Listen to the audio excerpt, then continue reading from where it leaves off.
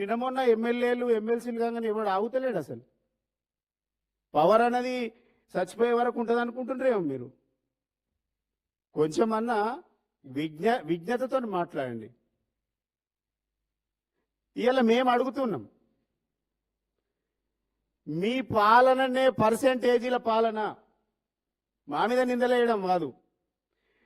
కాంగ్రెస్ పాలన అంటేనే కరప్షన్కు మారిపోయారు.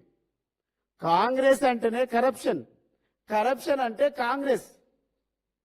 కరప్షన్ కనుక కాలేజీ పెడితే కాంగ్రెస్ ప్రభుత్వం ఒక సిలబస్ అవుతుంది.